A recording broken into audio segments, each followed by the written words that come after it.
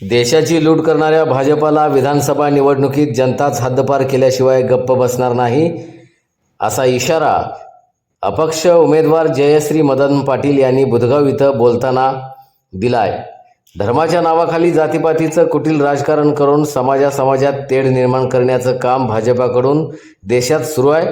वाढत्या महागाईच्या दुष्टचक्रात सामान्य जनता, उद्योजक आणि शेतकरी वर्ग भरडून गेलाय। देशाची घटनाच बदलून हुकुमशाही पद्धतीनं राजकारण सुरू आहे। त्यामुळं सामान्य जनतेमध्ये भाजपाबद्दल प्रचंड असंतोष निर्माण झालाय।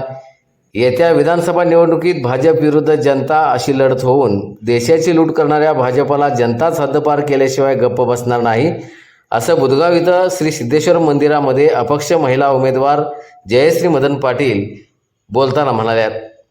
बुधगाव इथं अपक्ष महिला उमेदवार जयश्री पाटील यांच्या प्रचाराचा शुभारंभ श्री सिद्धेश्वर मंदिर येथे जयश्री पाटील, युवा नेते हर्षवर्धन पाटील आणि गावातील प्रमुख नागरिकांच्या उपस्थितीत श्रीफळ वाढवून प्रचारास सुरुवात करण्यात आली। सध्या सरकारनं सर्वसामान्य जनतेची पिळवणूक केली आहे।